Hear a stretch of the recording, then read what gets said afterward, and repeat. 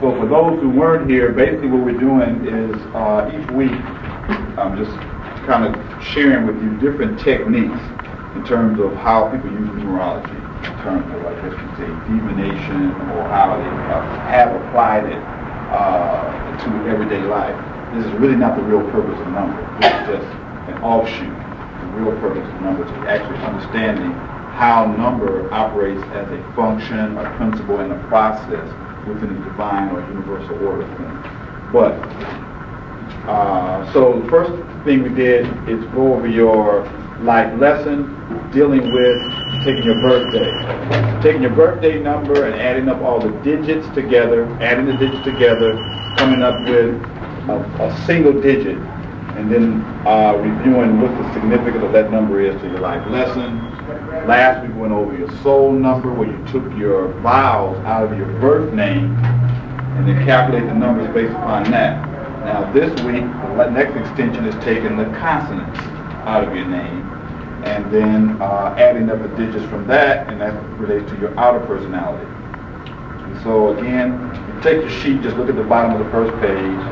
It takes the name, Ida Wayne Lund, again taking the name that you received at birth, because that is the name that was imprinted upon you when you became an independent operating entity.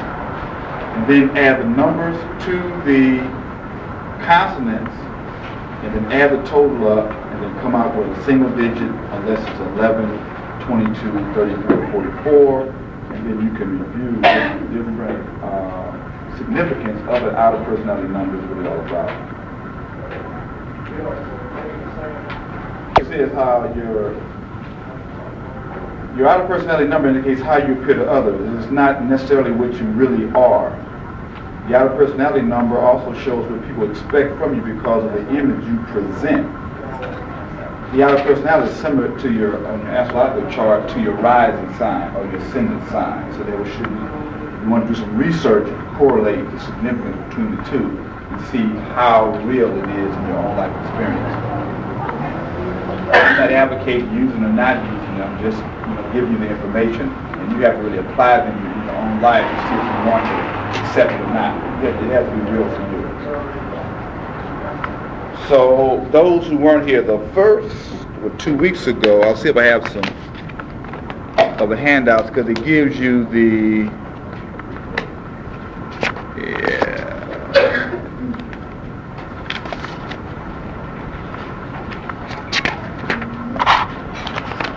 have a few, only got a couple more.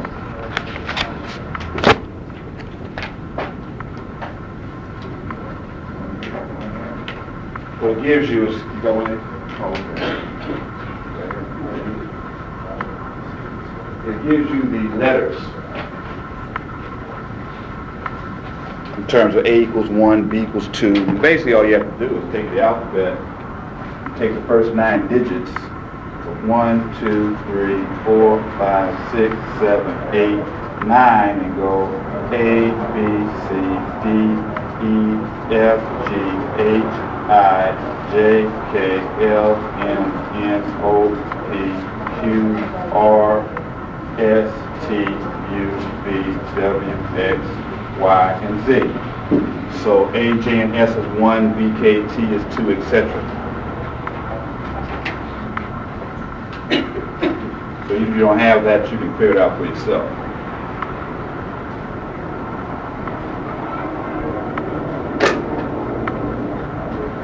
Give you 2 or 3 minutes to calculate it, and then we'll move on.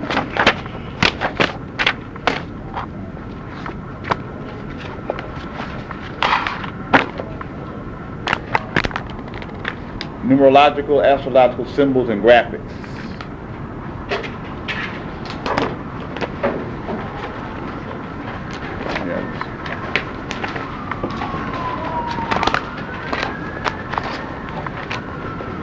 I have a few more of these if someone needs them.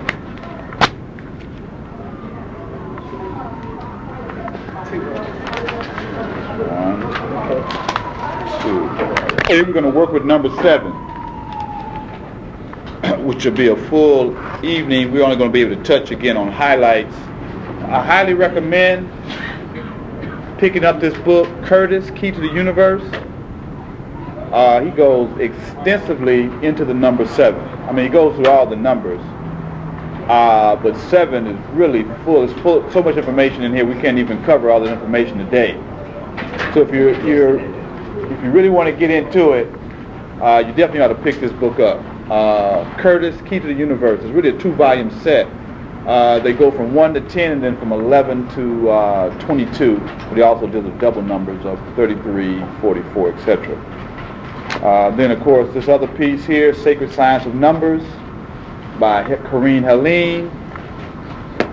The applied, although they do both philosophical and applied numerology, in this book, Numerology and the Divine Triangle, they go very heavy into the 3-4-5 triangle in terms of the metaphysical, spiritual, and philosophical significance of the 3-4-5 triangle. Yes, sir. Somebody's Jeep is blocking the driveway and he's trying to get in the driveway.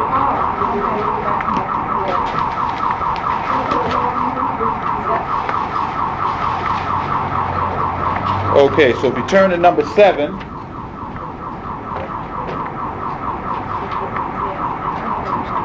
right.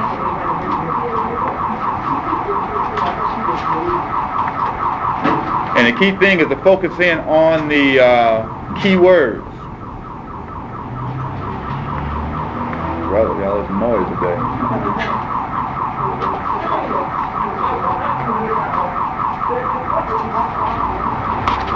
So 7, composed of the horizontal line and the vertical line.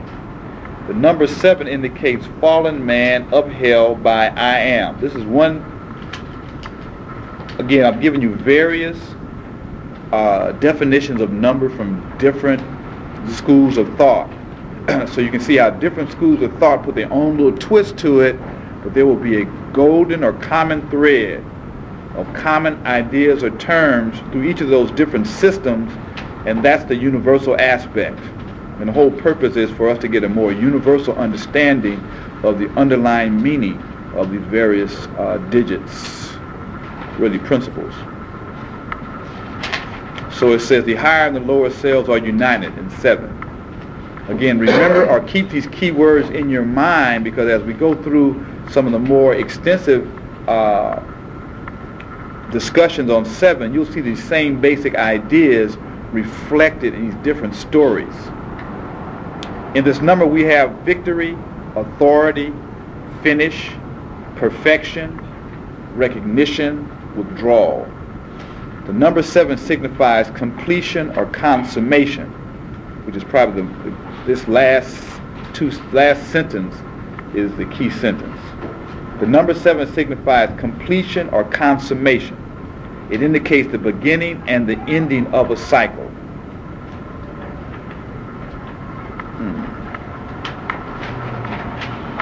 Okay.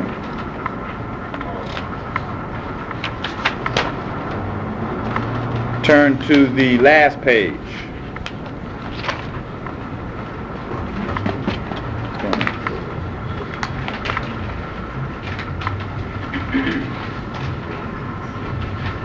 So it talks about the heptad, Heptad, 7. 7 is the number of all life and symbolizes the cyclo-cosmic process. 7 is the number of all life and symbolizes the cyclo-cosmic process. It is held to be the most sacred of all numbers by almost every authority and is the most difficult to discuss. 3, the three principles active in all relationships plus 4, concrete manifestation, organic order equals 7, the nature of all things. So 7 is the unit between 3 and 4. 3 feminine, 4, or 3 spiritual, 4 material.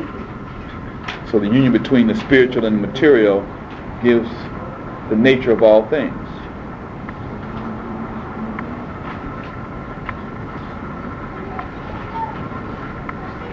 Questions or hands can be raised at any time. Yes, sir. You have me more. Yes.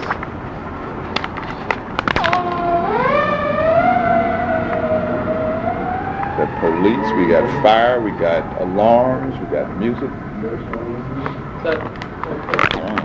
This taping, not taping.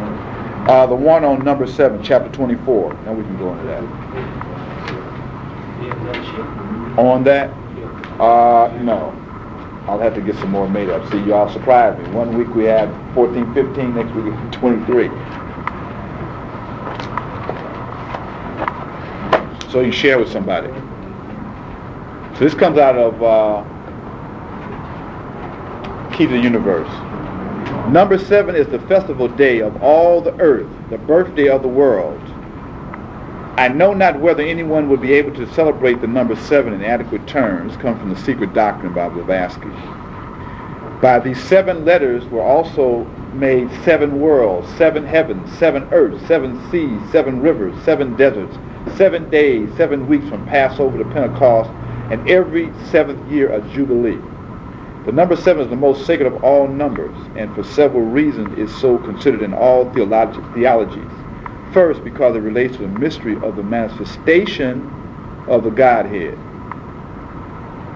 So 7 relates to the manifestation of the Godhead. And the Godhead is what? It's the Godhead. We just talked about that.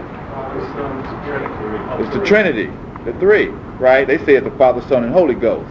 And the way the Christians put it, it really is the Father, the Mother, and the offspring.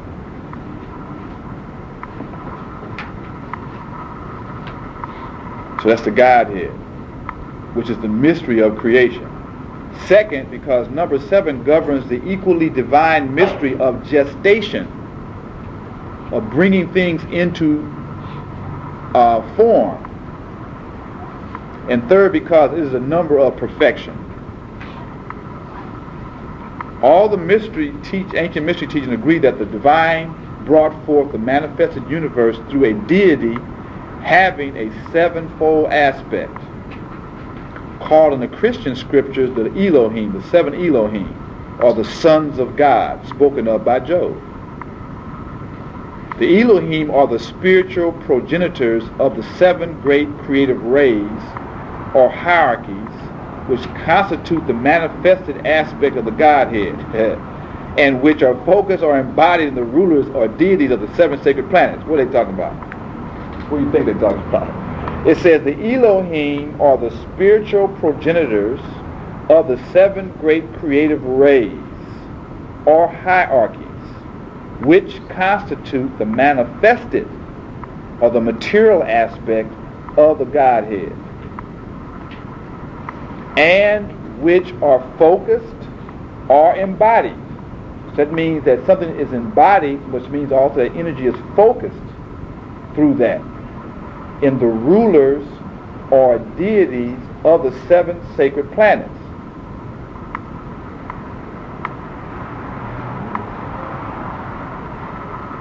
We'll keep reading, then we'll come back. It was these 7 manifestations of the one God who said, "Let there be light." And the white light, which resulted from the perfect blending of the 7 colored rays, brought the earth and the universe into manifestation. First of all, what we have to do is we have to uncondition our thinking when we start talking about white light and colors, because we'll have a tendency just to look at it from our own personal experience. We have to think about, I wish we had did some review, which is all up here, from the book called Reflective Universe by Arthur Young. And we talked about how the universe is based upon light.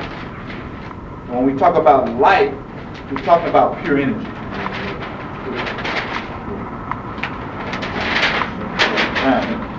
Right here. We talk about photons or light. If you go look, if you study up on subatomic physics and quantum physics, all that stuff now, they're talking about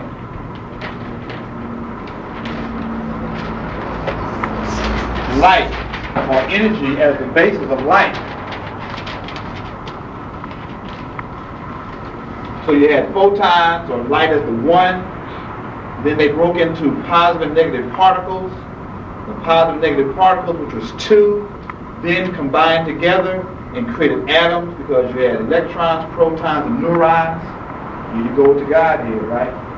And so then the whole story of the first person was Adam, or Atum, or Adam,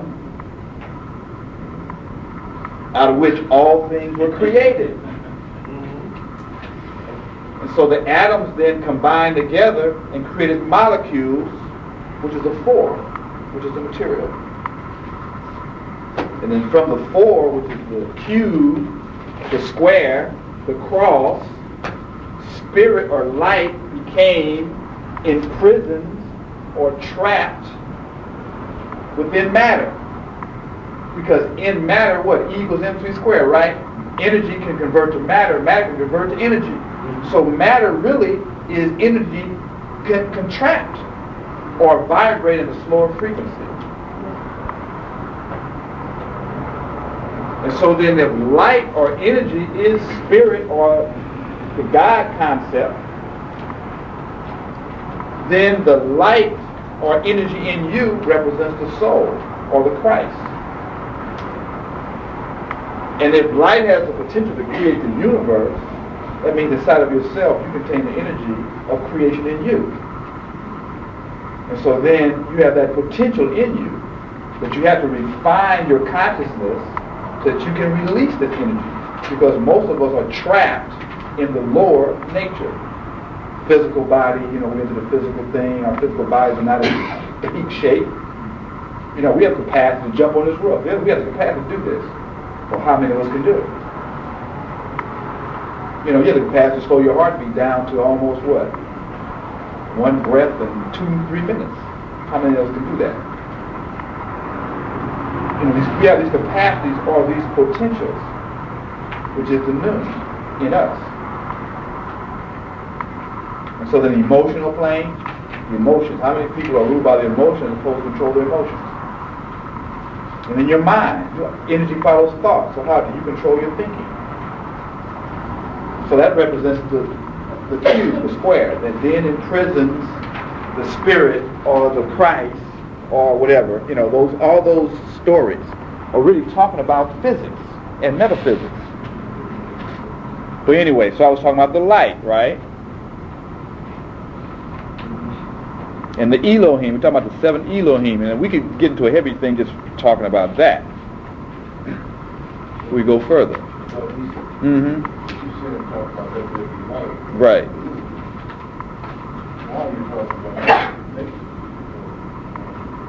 Well, it's the reverse way. Masonry is talking about this. Right, yeah. All of them, there is but one truth.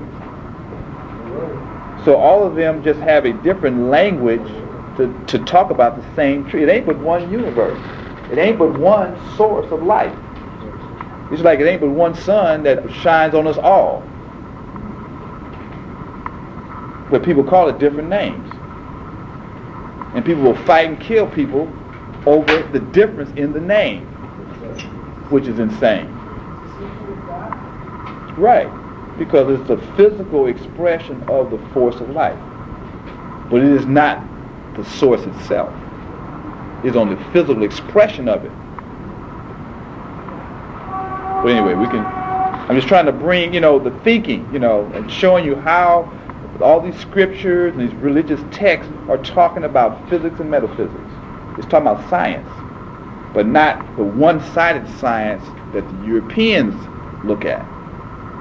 Because basically they just look at the physical expression of it. They don't look at the whole. They don't think dialectically. They don't look at one-sided. And if you just look at one side, you will not be whole.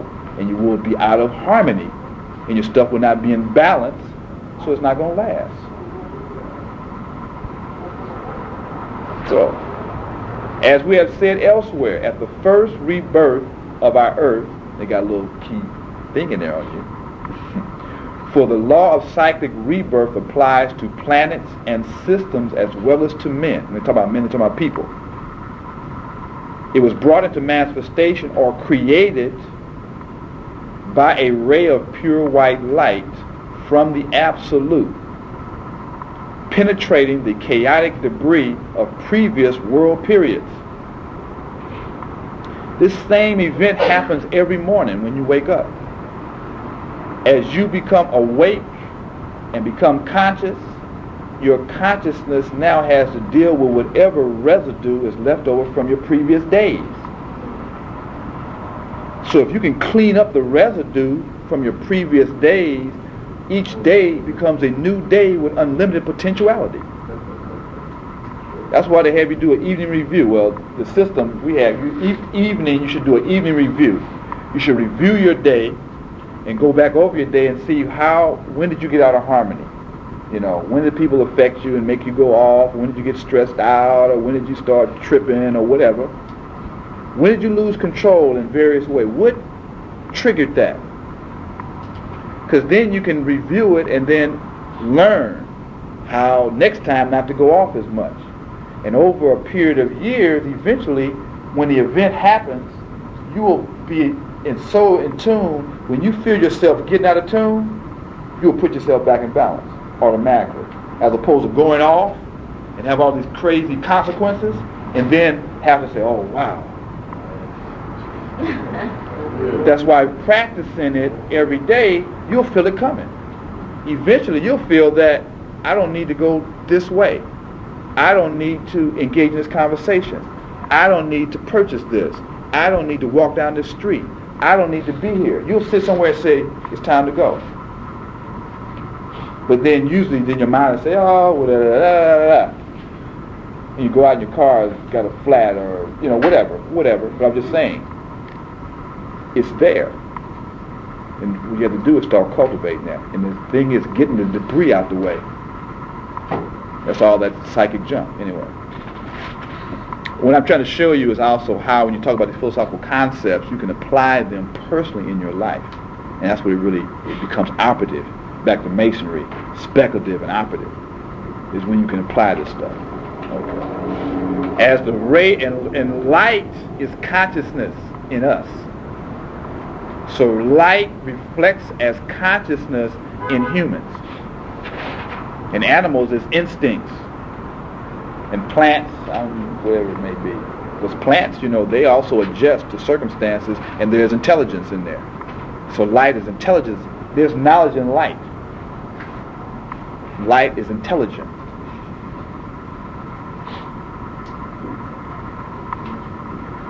So it says, as the ray of light in passing through a prism is separated into 7 colored rays, so this ray of spiritual light in passing through the prism of manifestation was separated into 7 great differentiations, or colored rays called hierarchies. It's giving you the definitions now for these terms of what's a hierarchy.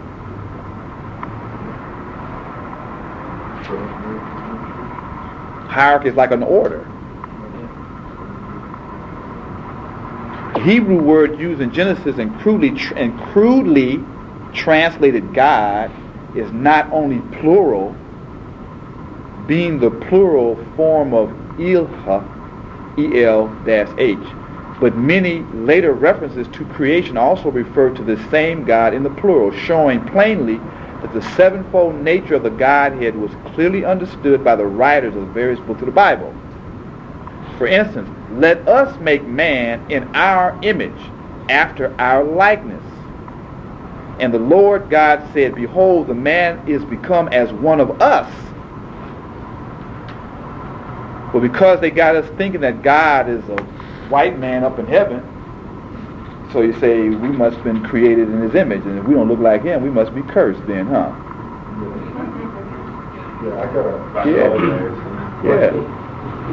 So we got Jesus up on the wall. What is that telling us?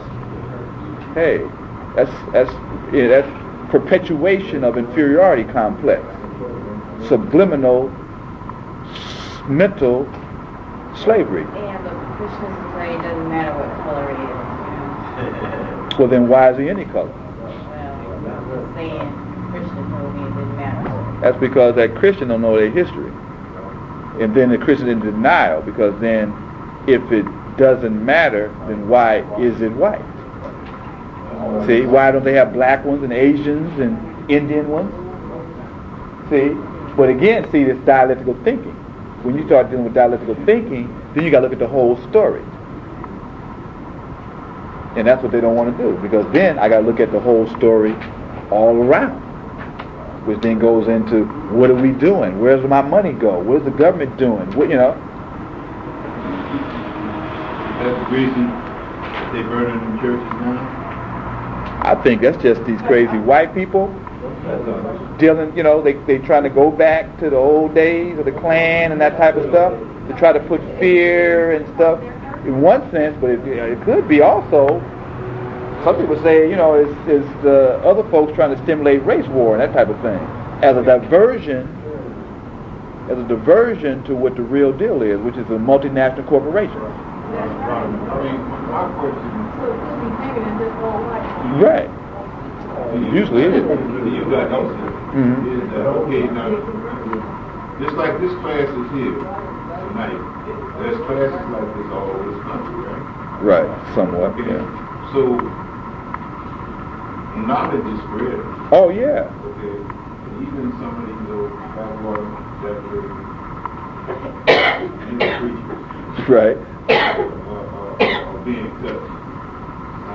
Right. To a certain degree, yeah. They call atheists. Who? Whatever that is. I'm not an atheist. I believe in God. Well, I'm creating them in my backyard, so Hey. All that. So, but what I'm saying is that these Christians are being forced into some things that they have been running from as a slave master, and they teach you the same verses.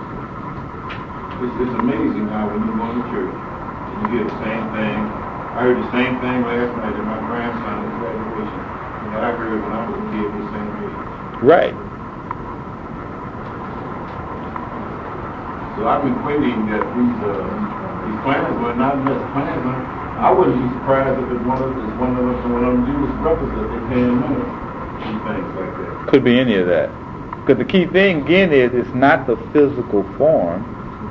It's the principle or the function that is expressing itself.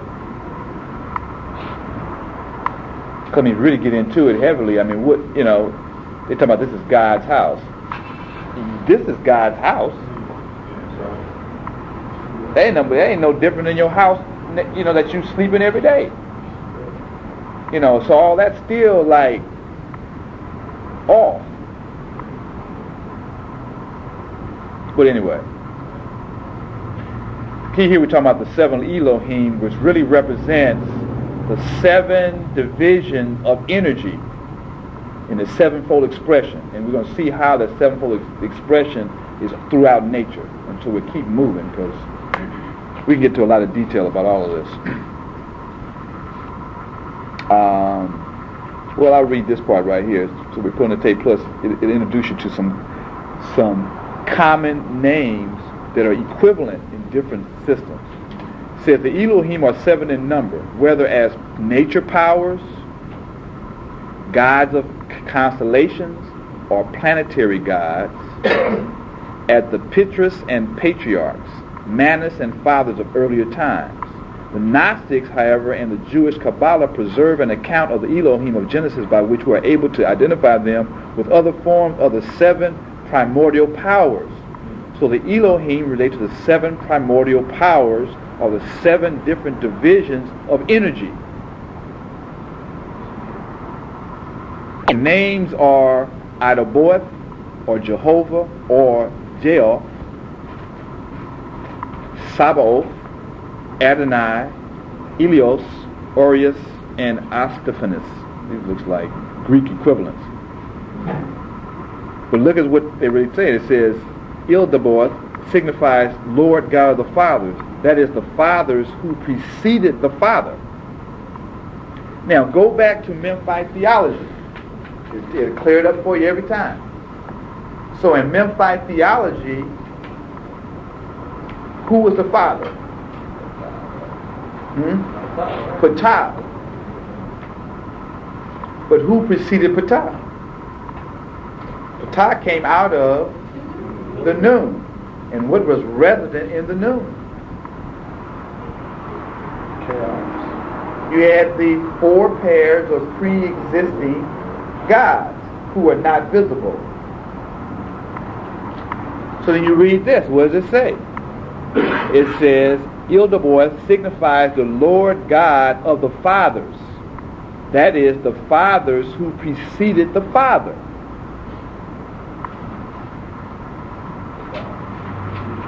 And thus the 7 are identical with the 7 Pitris or fathers of India. However, the Hebrew Elohim were pre-existent by name and nature as Phoenician divinities or powers. And the Phoenicians came out of the Kemetic. In the Phoenician mythology, the Elohim are the 7 sons of Sidak or Melchizedek, identical with the 7 Kabari, who in Egypt are the 7 sons of Ptah, and the 7 spirits of Ra in the Book of the Dead. They are the leading stars of 7 constellations which turn around the Great Bear. They're talking about Ursa Minor.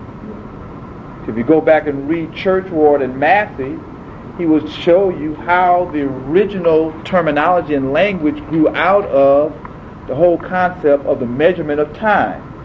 And the first consistent timekeeper dealt with the stellar cult and the measurement of time relative to Ursa Major, the big bear, and Ursa Minor, the little bear, and the star that circled around the pole star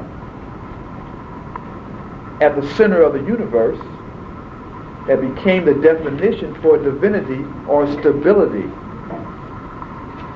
or infinity or consistency or surety or definiteness, because they never set and they were always there. But they inscribed cycle or circle or duration or time. So anyway, I'm just trying to show you how this stuff is related to the 7 stars. We also going to go into the Pleiades, which actually has been identified in the constellation of Taurus, the bull, as being the center of our galaxy. And that our galaxy is rotating around the Pleiades, who have 7 principal stars. So that what you're getting is that the universe, or the manifested universe, operates in a 7-fold expression, or 7-fold expression. And we're going to go more into that, and I'll kind of keep going, I guess, fast so we can get through more of this stuff. That's why I handed it out to you, so you can read it in more detail. And this is only one section of, actually it starts at 220 and actually ends at 284, the whole piece. So go get that book. Or you'd actually probably have to get the same information, you probably had to get 20 books to get the same condensation of information.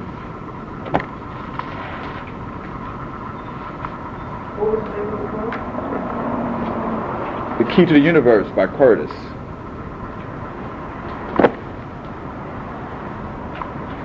So it says the 7 great creative rays, and see, he constantly gives you different names for this stuff, right? He calls it the 7-fold nature of the Godhead. It talks about the 7 color rays, the 7 hierarchies, the 7 great differentiations, the 7 great creative rays, the 7 great beings. It's giving you these equivalents or these synonyms. So when you see one, if you don't understand the one, go to one you do understand, and then you can decipher what it's talking about. That's why I'm trying to give you all these different sources, so you can, if that one don't hit with you, then this one may. It said the 7 spirits of God, the 7 angels which stood before God, the 7 spirits which were before his throne, the 7 spirits of God sent forth into all the earth, the angels of the 7 churches, etc. So when you start reading that stuff, you'll be able to decide what they're really talking about. They said talking about the 7-fold nature of the universe and also the 7-fold nature of you, which goes into this other chart. But this is 7, right? 1, 2, 3, 4, 5, 6, 7. Then if you go into the 7 constitution of humans, which is really breaks down to this. If you also talk about the tree of life, right? Tree of life is based upon 10, but the top 3 are non-manifested. They are not material. Then you have the bottom 7 that represents moving down into the manifested world. This is related to the tree of life.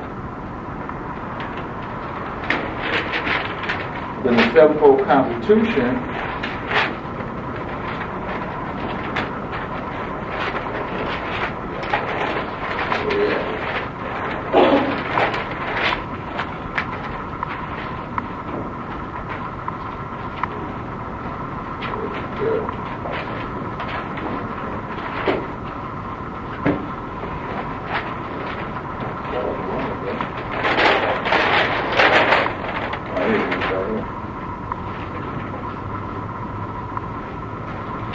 physical, spirit, emotional, lower mental, higher mental, intuition, and will. 3 and the 4. 7. This is the 7, the differentiation of this energy, how it reflects in humans, because we are made in the image of God. And so when they say we're made in the image of God, they're not talking about a physical person.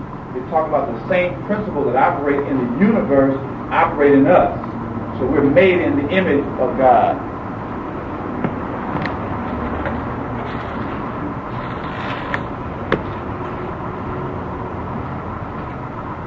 To go down, it says, we meet with those 7 in Egypt, also in the Babylonian legend of creation, as the 7 brethren who were the 7 kings, like the 7 kings in the book of Revelation, and the 7 non-sentient powers who became the 7 rebel angels that made war in heaven, the 7 chronodai, described as 7 watchers, their work of creation being identical with that of the Elohim of the book of Genesis.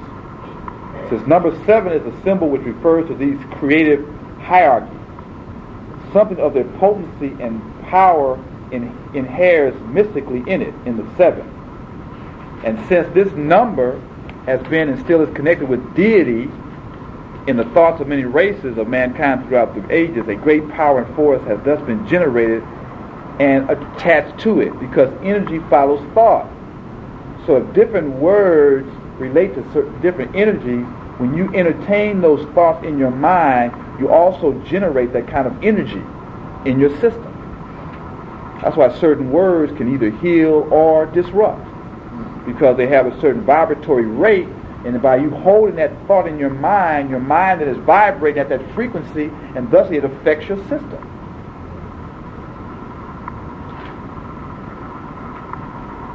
It says, among the various nations, these 7 creative forces of the cosmos have identified with the rulers of the 7 sacred planets: Sun, Moon, Mercury, Mars, Venus, Jupiter, and Saturn. Among the Kabbalists, the symbols for these 7 planetary spirits are as follows: the Sun, a serpent with the head of a lion; the Moon, a globe divided by 2 crescents; Mars, a dragon bearing the hilt of a sword; Mercury, a caduceus, and the cynocephalus, which is a baboon; Venus, a lingam, which is the female sexual organ; Jupiter, a blazing pentagram in the beak of an eagle; Saturn, a lone and aged man, or a serpent coiled around a sunstone. Biblically, in terms of the archangels, Michael represents the sun, was called the angel of light. Gabriel is the moon, the angel of dreams and aspirations. Samael is Venus, the angel of love. Anael is Mercury, the angel of progress. Raphael is Mars, the angel of destruction. Zachariel is Jupiter, the angel of power. And Oriphel is Saturn, the angel of the wilderness. So you start seeing where they got these ideas for the creation of these various biblical stories. They just took these ideas and gave it their own interpretation to it. The 7 virtues and the 7 deadly sins were also associated with the planets as follows: faith, which in the weak degenerates into pride, is associated with the sun; hope and avarice with the moon; charity, love, and luxury with Venus. It's giving you both the virtue and the sin. And basically a sin represents being out of harmony with the cosmic order. And virtue is the virility and aspirations of the soul. And the soul is the divine or spirit in you. So virtue is the food that invigorates or invigorates the soul and it raises it to its natural order. So sin is the opposite. It's that which lowers or brings the energy down to a lower or more materialistic expression. Prudence, strength or wrath with Mars. Prudence or idleness with Mercury. Temperance and gluttony with Saturn. Justice and envy with Jupiter. Now I wonder why we can't get any justice. Is it possibly related to envy? Yes. The 10 virtues. Yeah. There's more, that's just a different system. They're all relatively related to the same thing, to the same concept. There's some systems got 8, some's got 12, but if you really look at them, even if you take the 10 virtues and look at them, they're interrelated. Some of the concepts are similar to other concepts. So, 7 is the core because it relates to the 7 virtues and 7 deadly sins. But there's 12 power, it just depends upon the particular reference, particular references. Spiritually, the 7 sacred planets constitute the 7 sacred centers in the body of the grand or heavenly man.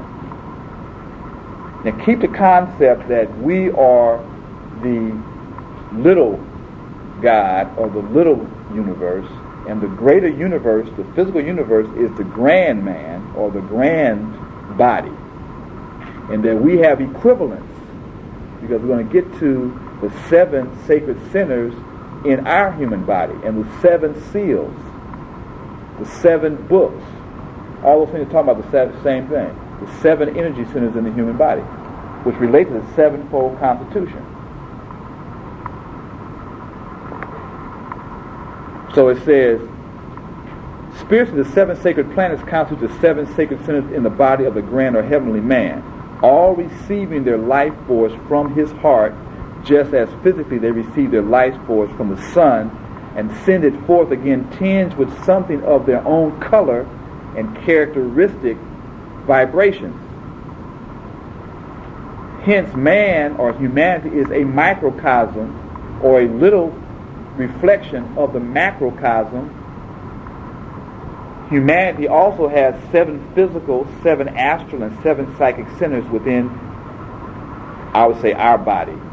I gotta get away from this masculine terminology. In each of which is focused the force of the planet to which it corresponds. So basically what they're talking about, try to put a graphic, we'll have some more paper around, is that I have a good chart. I have to remember to bring this chart.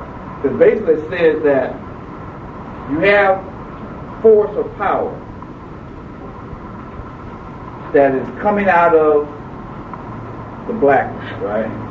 And this is not a physical location like a spot over there. It's a state of reality or being. So it exists like the 7-fold constitution exists all together. The physical, the etheric, the emotional, the mental, the higher intuition, and the divine are all right here. One is not here, this is up here, this is up here. It's like vibrations or energy. So it's all intermixed. And the only thing that separates one from the other is energy frequency.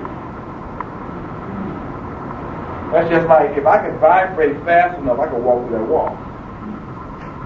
So the only thing that's keeping me from going through the wall is my capacity to vibrate at a higher frequency. Now mentally, I have the capacity to do that. I have the capacity to do that. And the only thing that keeps me from doing that is the level of my thinking. Because thoughts or ideas, based upon how heavy or profound the idea or thought is, vibrate at different frequencies. So then, what are you entertaining in your mind for the course of your day? When you're up, what is the quality of your thinking? What are you thinking about? How high or how low or whatever are you thinking? I think I talked about that. How if you took your day and you charted your day and you say, okay, if you gave it a scale of 10, you got plus 10 and minus 10. Where would you be registered? Physically, the food you eat. Are they a plus 10 or minus 10 or in between in terms of the quality of your food? Physically, how's your posture? Are you slumping? And if you do that, it cuts the energy flow off. It lowers your energy rate. Right? Emotionally, where you at? Are you tripping, mad, angry, jealous, envy, upset or whatever? Or are you positive, vibe, whatever? Thinking, all I gotta do is report at work, I gotta go to this, I gotta go to cleaners, my car, are you like, yeah, all that's true, but I'm still up here. I'm gonna do that. Well, I ain't gonna call into that. I'm gonna still do it, but you gotta do it. Ain't talking about going to the mountains and just eating great like something in a cave. No, it didn't happen. So what I'm saying is, do you meditate and read and think about these concepts during the day? When you're engaging in your job, are you also conscious of a greater thing going on here? Or are you caught up in this stuff? So what I'm saying is, so if you just sit down and plot out your day, at the end of your day review, your evening review, what would you give yourself? Positive 5, 7, 8, -2, -6. So then if you add up your life, what's your life? Your life is, you can be in contact with all that has preceded you because it exists. Everything that has preceded, because we are the embodiment of everything before us. Because everything exists, so everything that was occurring together and was registered in the energy field of life. So it's just like a giant tape recorder. Everything is registered. But then if you can't tune into it, it's there, but you can't get it. Once you can tune into it, you can have conversations with whatever exists. All you got to do is tune into it. Because what's the law of magic?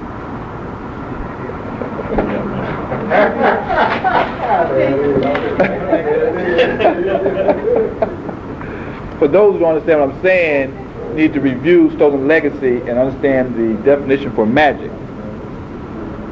Because it's really, he says in Stolen Legacy, the key to the interpretation of ancient religion and philosophy is magic. It's the only key he says in the whole book. And the key is what unlocks it, right? So it tells you what the key is. It is the key, but most people don't really understand the definition. Not really. Even though most people, hardly anyone knows it, first of all. And then to know the definition, and then to understand the meaning of the definition, and then to actually operate. Then we go into 4, right?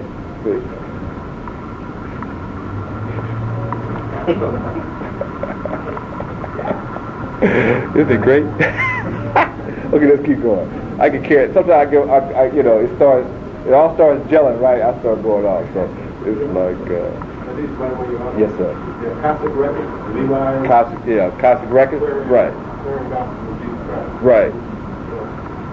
Talk about that? Yeah, say. Right on the subject. Right.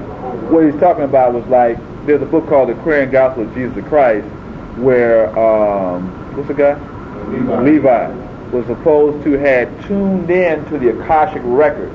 Akashic Records is just what I talked about. It is like when they talk about the angel is on your shoulder recording your everything into the book of life, they're talking about your energy field. Because everything you do is recorded in your own aura, your own energy field. That's why psychic can read you. Because people can tune in. They just tune into your energy field, just like I tune into a tape recorder, and I just pull out stuff. And it's based upon the quality of the psychic. Because certain psychics can only tune into certain levels of things depending upon how pure they are, where their consciousness is.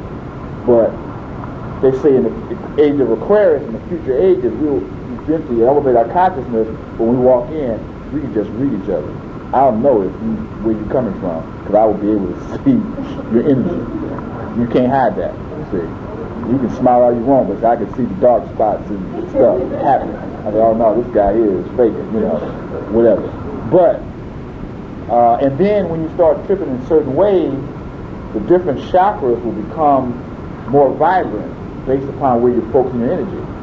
So you can even see, well, it's casting physical, this woman over here is tripping off with emotional, this person over here, who's this one? So sometimes they say babies who haven't become so material can still see that kind of energy, but because they can't talk, we don't know what they're looking at, But a lot of them can still see those energies, because in Africa they say the old people hook up with the babies, because the older people are just getting ready to go where the babies came from. So there's a relationship between the grandparents and the grandkids. And there's always usually a relationship between the grandkid and the grandparent that may be different than with the parent. Which is because of Trinity too, right?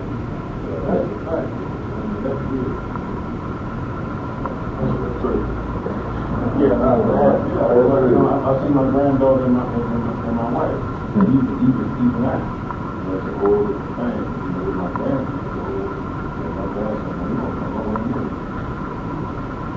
That look too big to him.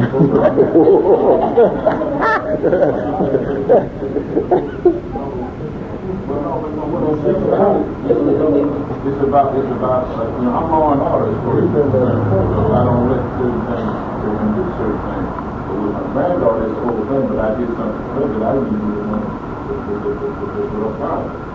But she was about 5 hours older when I told her. So that's real. Oh yeah. That's a real thing. Question right here. Yeah, I had a question in terms of possibility of attraction things you talking about. It's like, for me, when I get around certain people, I can see or I can feel when they're negative and they feel they're positive. It's that energy is hot. They're really positive and they're cold. That's when I feel they're negative. So is that like, basically that, like the energy level? Right. Which actually you could really build on that. Because everybody has a capacity, but different individuals, it's more accessible or more operative than other individuals. But he was talking about the Akashic record. Basically, what he was talking about is that the Akashic records is that underlying energy field that all life is connected to. And so that means that all experiences that have occurred in creation are registered in that field, and that this particular author basically said he had tapped into the Akashic record and pulled out this information relative to the so-called inner life of Jesus. We can go with that or whatever. But again, it's a story. I don't take things literally. I still see what is the lessons that are in the book, and the lessons are correct. So, I just have a question. Like when people read your poems and stuff, is that because everything that happens to you registers in your body registers your experience?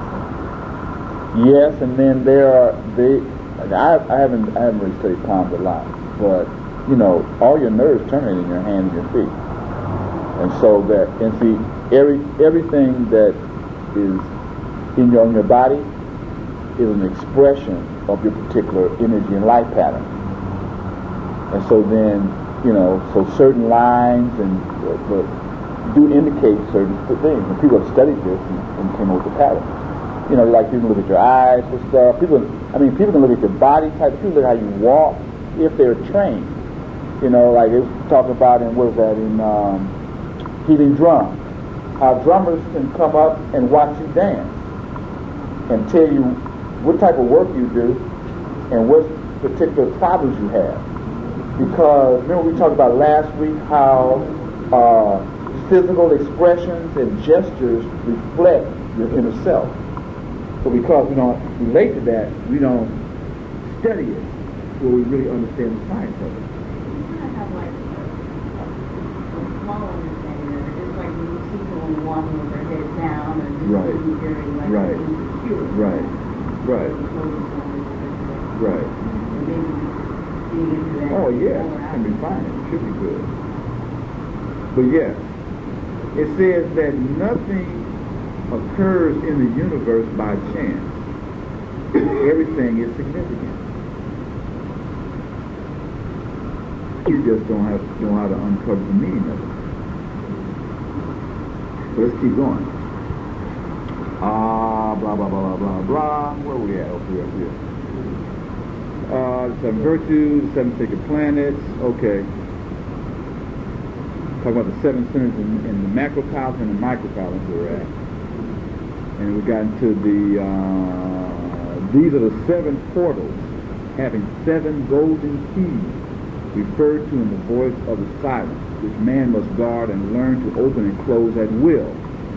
These centers, each with its 7 subsidiary centers, are sometimes called the 49 crucified saviors, signifying that the vital power of these centers is at present misused and crucified.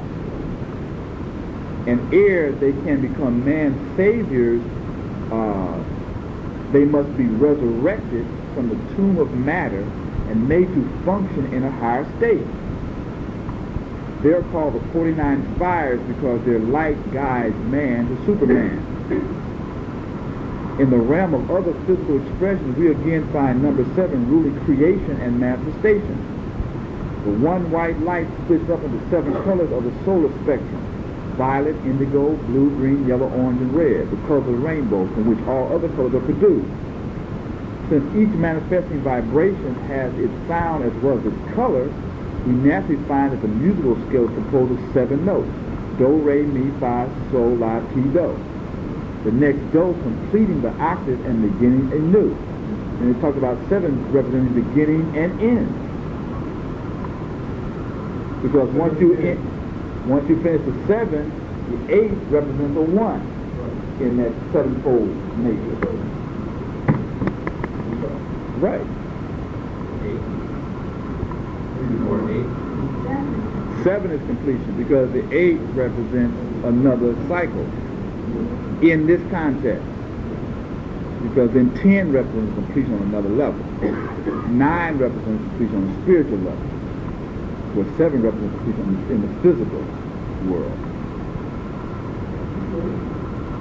Yeah, you got 40. I mean, it's all relative. But then 40, once you get beyond 9, because really 10 is 1. So 10 starts the cycle all over again. 13 is really 4. Once you go beyond the 9. Then we did the 9.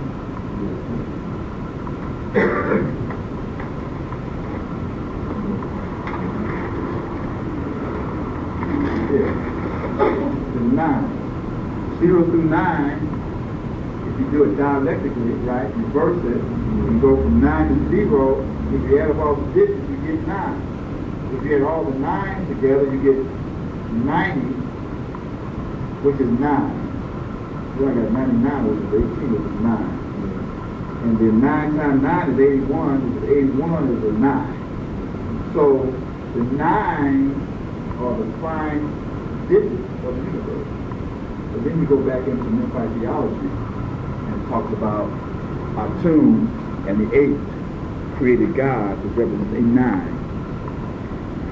Then we talked about, we saw how that was a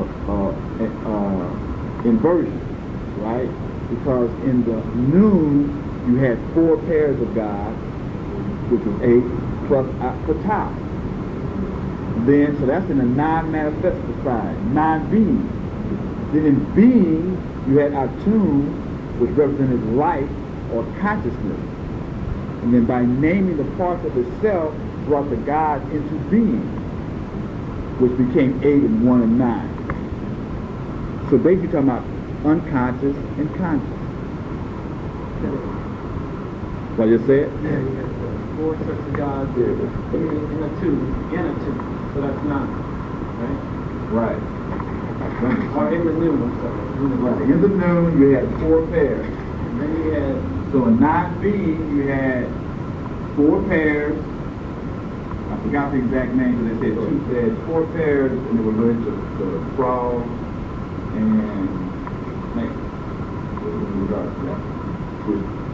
Which, you know, operate in some concealed manner. But basically it talks about what concealment, obscurity, boundlessness, limitlessness, you know, hidden, etc. Stuff that you can't grasp. Then you had Ptah. But simultaneously, Ptah, you had Atum. And then Atum broke down into 4 pairs. So over here you had a pair.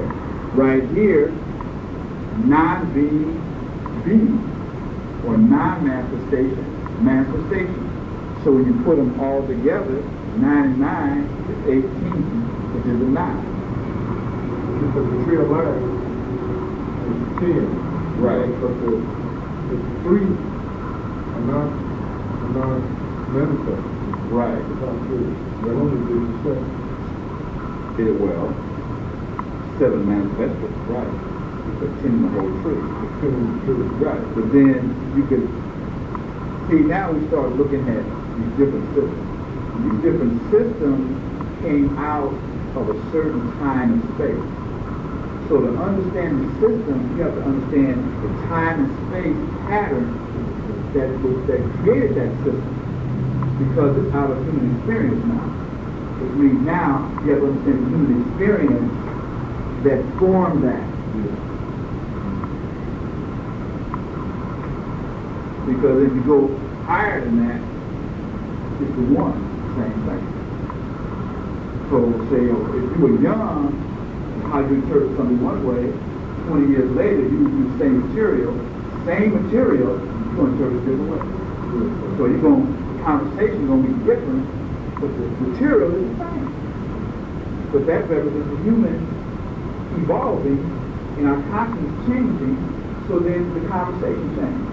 So if we look at the references, then the differences we see is just a function of the timeline or place in which they... Time,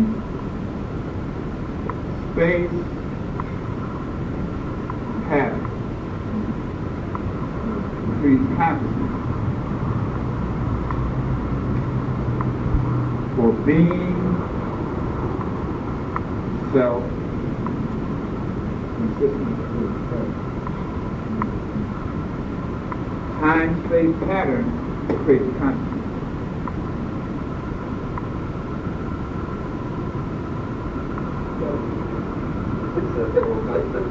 So 17. That's Black Gnostic Studies. This is a whole other thing. Because you have time is illusion, space is relationship, pattern is equilibrium, consciousness is reality. Being is expansion, self is intimacy, consistency is manifestation. Say it one more time. Time is illusion, because really there is no one time. What we see as the time measures duration between something to something. You know, this class is from 7:30 to 9:30, so that's the duration. You know, then you go out, you take the time it takes you to leave here to go home.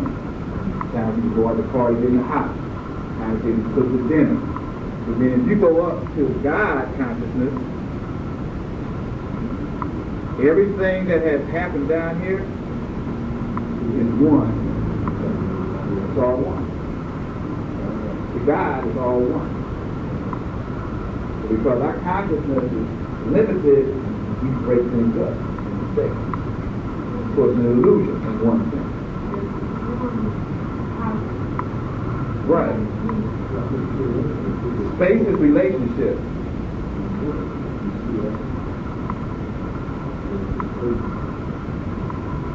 Pattern is equilibrium. Relationship. Yeah, how do you define space? You define it related to something. It's big, it's small, it's over here relative to that, or something. Pattern is equilibrium. Everything is based upon a pattern. And then consciousness is reality. So the reality of something is based upon its consciousness. Like if you're operating a lion, you're going to see the world from the perspective of the lion. That's going to be your reality. You know, from a rabbit, you know, from a plant, or wherever you're conscious, that creates your reality. Because if you want to change reality, you have to change consciousness. That's what Dr. Right. Right. So that's the thing. Right. That's the key. And you can't change a level of consciousness from the same level. You have to change from a higher level. That means if you want to overcome the situation we're in, we have to come from a higher level. Or we will never win. You'll never be able to beat the European at his own game. So that's the same level. You got to go beyond that. And then being is expansion. Because you're constantly experiencing, so you're always expanding. If you're being, if you're not expanding, you're not being. Just existing. And then self is intimacy. Which means the only way you get to learn self is to become intimate with self. Or if you want to know someone else, so you get intimate with them. From the inside as opposed to the outside. And consistency is manifestation. Whatever you do consistently, that's what's going to manifest. You can be talking about, stop it. I'm going to stop. I'm going to stop. I'm going to stop. I'm going to stop. I'm going to stop. You was talking about stopping, but what was you doing consistently? You know, I'm going to work out. Yeah, I'm going to work out. I'm going to work out. Yeah, I'm going to work out. Yeah, I'm going to work out. I'm dying. So, whatever you do consistently is what you're going to manifest. And so whatever you're manifesting is what you're doing consistently. So, all right. What time? Because when the tape hit me over. Huh? Yes, always. Yes.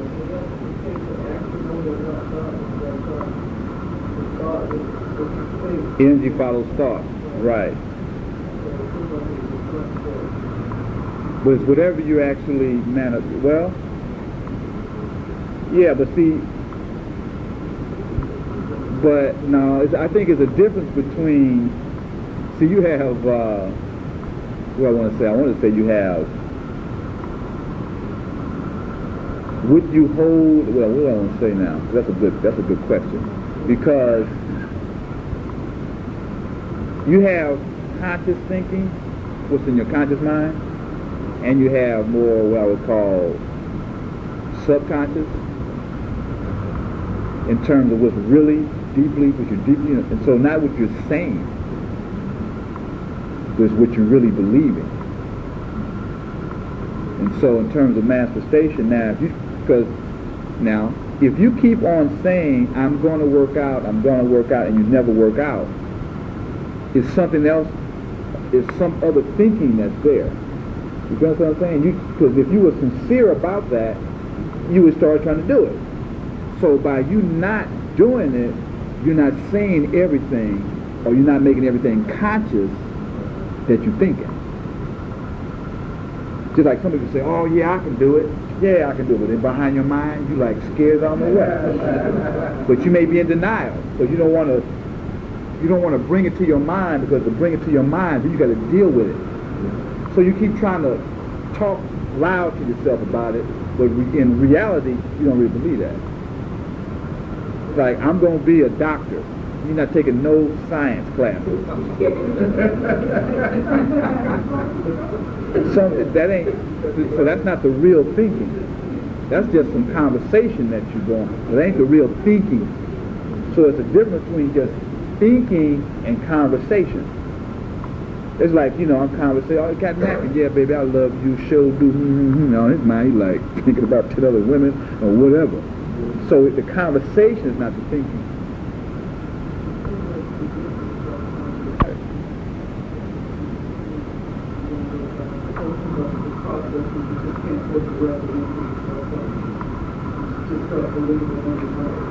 Well, I wouldn't say, because I wouldn't put any, I would even say it's putting a limit on what you can do. It really is based upon what your will, your faith, and your courage. Because just like when I became a vegetarian, I just stopped. One day I said, I'm not going to eat no meat no more. I didn't never eat meat anymore. That was like 25 years ago. Well, other people are like, oh, I gotta like, da, da, da. Well, that's their way, you know. So I'm just saying is, even the way you frame certain things creates a box for yourself. Because you can go directly to your subconscious mind. You can.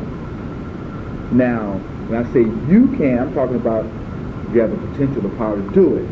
Now, each individual may not because of whatever the reasons are. Then we got to go deal with the reasons. When you start dealing with the reasons, you're going to deal with the experience. Because their experience has conditioned them in such a way that they don't want to confront certain things. Because that gets into a whole other presentation when we talked about the psyche and the conscious mind, the personal unconscious, or the shadow, and the collective unconscious. And the personal unconscious being a part of our conscious mind where we've repressed a lot of the negative experiences. Or the negative experiences can be related to positive attributes that have been treated or responded to negatively. You may have had leadership ability, but when you spoke up in a certain environment, you got beat down, put down, talked about, so then they repressed that certain leadership ability in you, which is a positive attribute, but now it's become negative because of the way the environment has responded to you. So I'm saying to say that everything in the shadow of subconscious mind, or in the what they call the shadow, is not negative in terms of its attribute, but it's probably negative in terms of the experience that you had in expressing it. But when you that's all that debris it talks about. But anyway, I'm not going to go there. I mean, I've been there already, so we have to. If we stay around, this stuff keeps coming up. So I want to keep going to get this stuff done. So, we're talking about the 7 colors, the 7 notes. It says here, when it talks about when you go from do, re, mi, fa, sol, la, si, do, that the next do completed the octave and began anew. From this scale, the ancient philosophers constructed a ladder of relative planetary sound upon which they base their music of the spheres. This session is on numbers. The next session in the fall is going to be on music. And we're going to get into talking about how the different frequencies that different things have that have been charted, and how then and the ancients actually constructed structures that were harmonically structured to where the frequency in the room was of a certain nature that was then equivalent to a certain state of consciousness. And by walking into the physical space itself and being quiet, it actually created a vibratory rate to where you could get in tune with a certain level of consciousness because of the physical structure that they had created. So you could create a community. Just think when you take this knowledge, you can do it both negative and positive, though, right? Which they're doing negatively. Because they're taking color and sound and vibration and symbols and images and creating marketing strategies to get you to buy goods and services. Yeah. But you can then take the same thing and you could literally build a city and have it color coordinated and certain herbs and trees and scents and fragrances that would be like a paradise.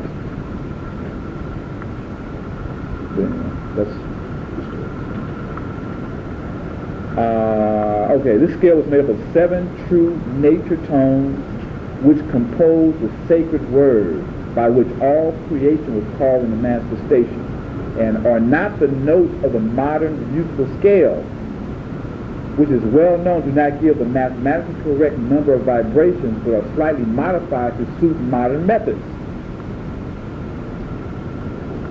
from the proportions existing between the vowel sounds assigned to the planets and the distance between the planets.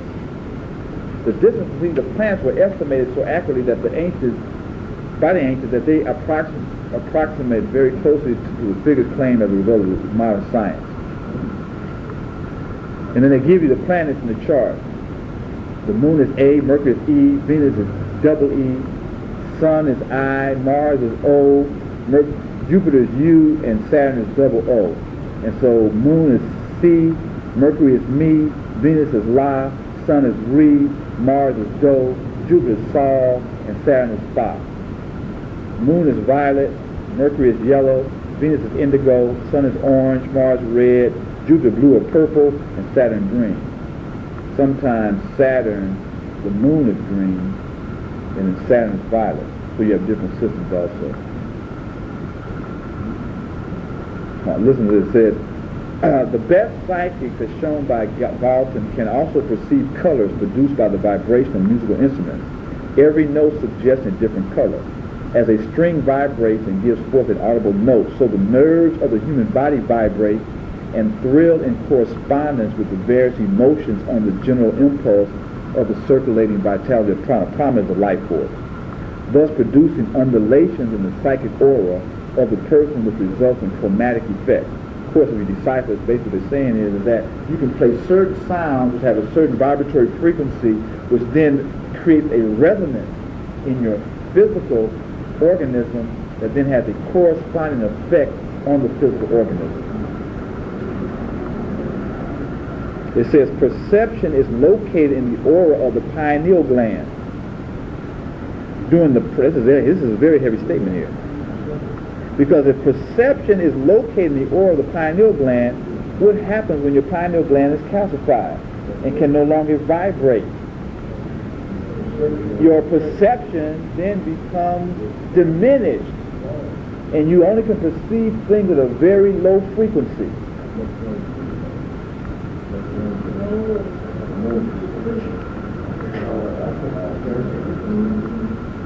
Which means then you have to go out and do all kinds of physical, extraordinary physical activities to feel alive. Jumping off of bungee jumping and swinging in the air and all this kind of stuff. Because you just, where black folks can just take up a rhythm and be in tune with the universe.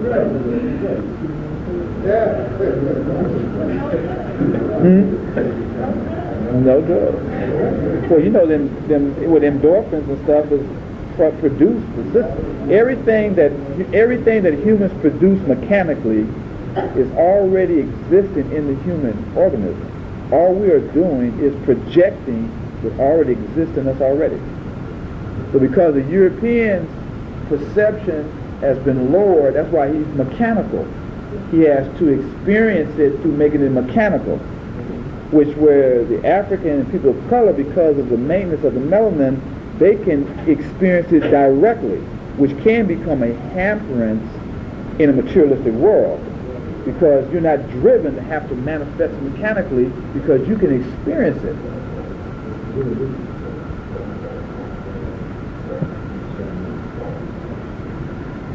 And it goes on to talk about that. Because of time, I'm going to jump around. Keep on. Let's go over to, this is a good one, page 226.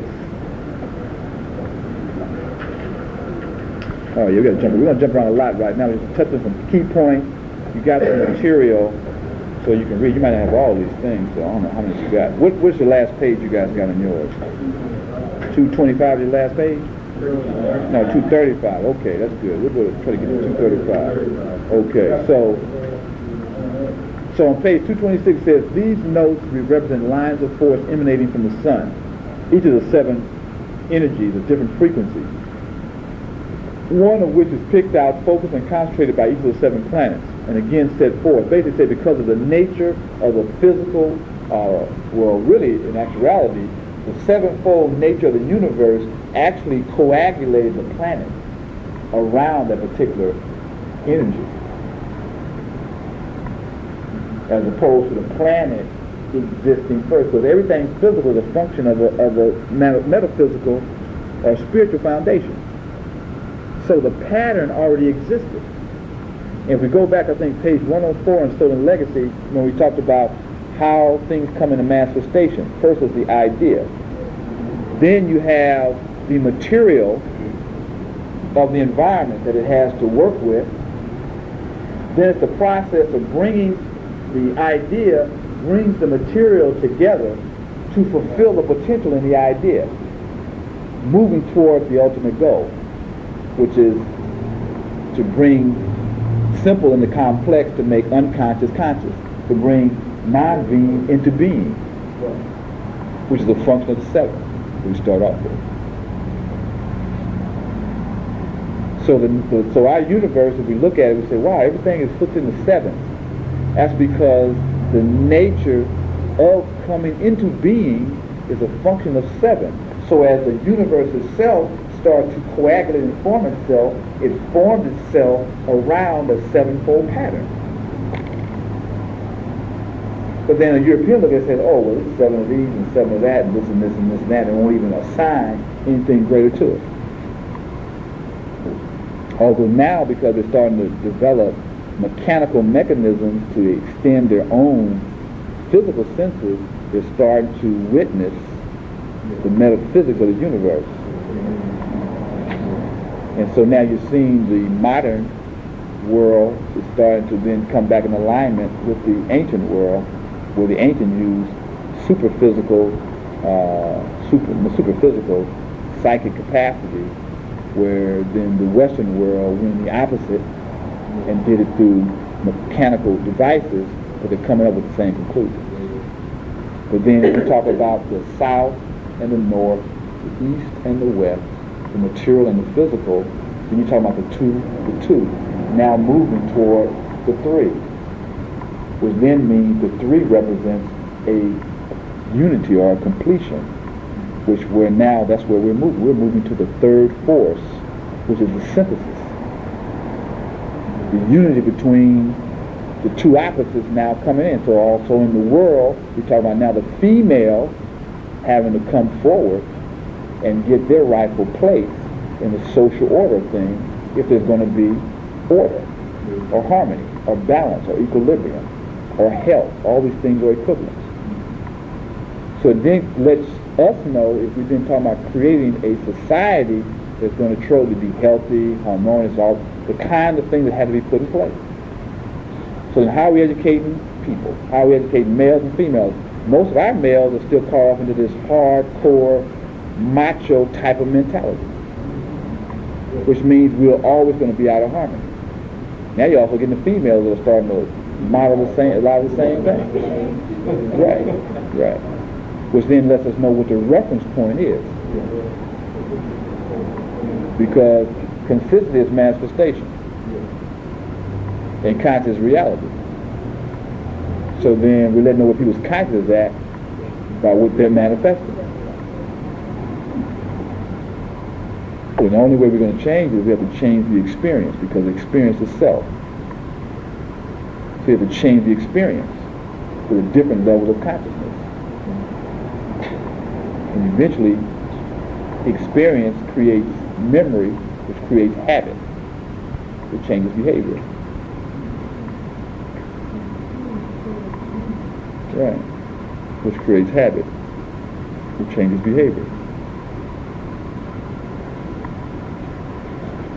It's amazing how much of this stuff is in all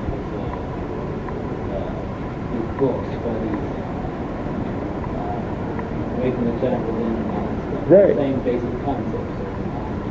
But what time is it? The age of Aquarius is the age of the revealing. And so what you're going to look around and see is the revealing. That which in the past was hidden to the masses is now going to be made known. Key word for Aquarius is, I know. It's the age of knowing. It's the age of the revealing. Would you repeat? You said experience creates knowing to Habit changes behavior. change behavior. Right. Because you behave based upon your habit pattern. And your habit patterns are based upon you remembering, right, the experiences you had, whether it's positive or negative. Right. It's a Pavlovian thing, you know. Okay. Let's skip around here. Okay, it says, talks about how, wow, okay. The 7 planets, the 7 notes, the 7 frequencies. Hence man can sweep the strings of his golden harp in harmony only as he correlates with the sun force. They equate the Christ principle with the sun force or light. Just keep those in mind when you start hearing certain things, you understand what they're really talking about. Within, the Christ within, and can listen, understand, and respond to the 7 mystic notes. So the whole thing about who was that? Who played the harp for King Solomon? Was it Saul or Paul or David? Right. So Solomon saw soul of man, which represents wisdom, relaxed or placed in a positive state by who was it again?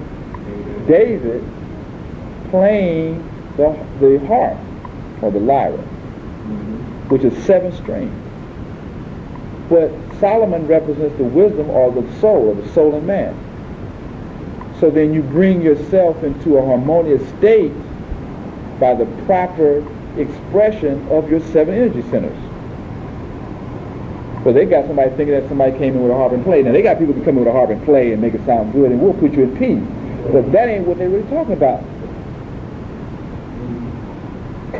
So again, the key is when you start seeing these numbers and stuff, you start seeing what they're really talking about as opposed to literally taking it as literal.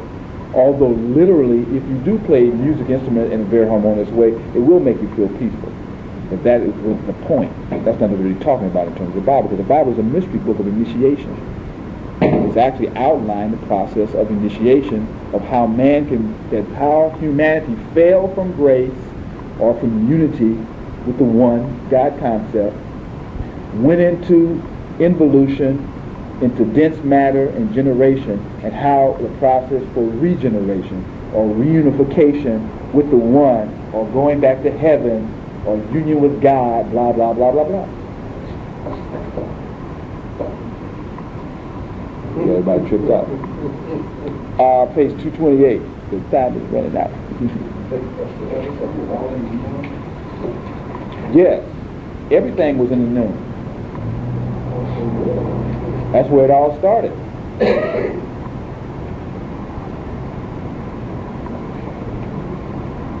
So it says, we just got to talk about, well, I said, number 7 was also sacred to, what's that? Cleo, the muse of epic poetry and history, which formerly was recited instead of written. So it talks about what in African culture? Oral history and the jollies, or what the Europeans call the griot, but they call them the jollies, or the oral historians. Now look at this, because associated with the voice and sound as it was through the spoken word, that the universe was brought into manifestation. And you know, the jollies, they called them masters of eloquence.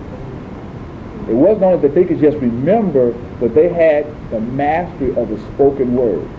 They could come into a situation and galvanize the community to whatever the need was.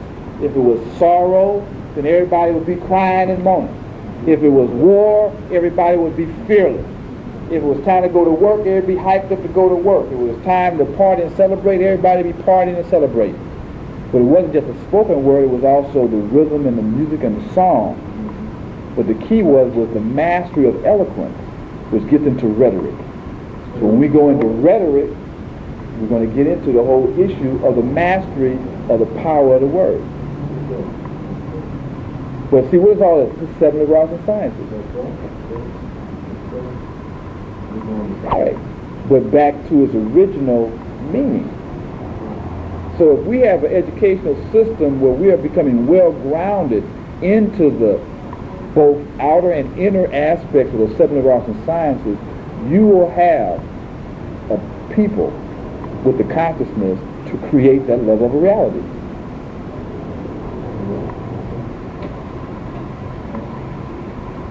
That's why we have to become in the know, so then our kids become in the know.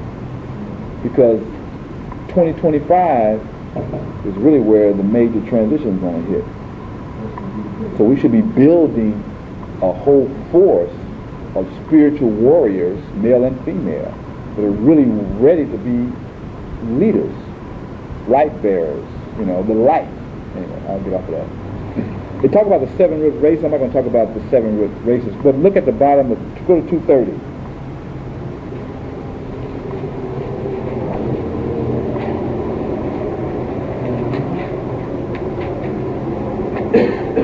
It says, for example, the majority of mankind belongs to the 7th sub-race of the 4th root race. Boom. Although humanity is already entering the 6th sub-race of the 5th great race of the 4th round. Boom. The first great race of this round was the polar, the second was the Hyperborean, the third was the Lemurian, the fourth was the Atlantean, and the fifth is our present Aryan. It's not Aryan so much from identifying as white people, but see, black people are Atlantean. We're fourth. We're from the fourth group. And but this comes out of the whole theosophical system and how they've codified things. There are many grains of truth in that, and so that's a whole other study. Well, basically what they're saying is that each, let's see, I have a couple of books. One book was a good book that has that in there. I have a essay called "The Black Experience in Religion," where this brother outlines. And basically what it's saying is that life manifests in 7 stages. And so humans are evolving through 7 major rounds of life, which express itself in sub-races. So every major round has 7 sub-periods where the whole potential of that particular period develops. So they're talking about like the polar and the Hyperborean were not in a physical form. It's like the Hyperborean was almost like in a genital state with, they still had high psychic capacity, but they hadn't coagulated. We hadn't came into this physical structure yet. The Atlanteans were where we still hadn't come down totally dense yet, but we still had high utilization of our psychic capacity. But we started ego tripping and using and became kind of inflamed with the power of the capacity that we developed, which brought about the destruction of that civilization because we were misusing the powers. Who has flowers? Oh, okay. And then, okay. And so then, so at the fall of the Atlanteans, some of those that saw the fall then migrated out of Atlantis and became the seeds for the Kemetic and the Indian and supposedly those civilizations. But anyway, so what they're saying is you have 7.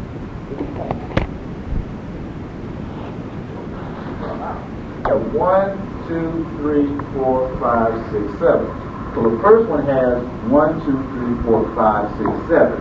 So really it goes like 1, and then you have 1, 2, 3 at the 4th, and then the second one starts. 1, 2, 3, 4, 5, 6, 7. At the 4th, the third starts. 1, 2, 3, 4, 5, 6, 7. At the 4th, the 4th starts. 1, 2, 3, 4, 5, 6, 7. At the 4th, the 5th, 1, 2, 3, 4, 5, 6, 7. 1, 2, 3, 4, 6. 1, 2, 3, 4, 5, 6, 7. 4, 7. 1, 2,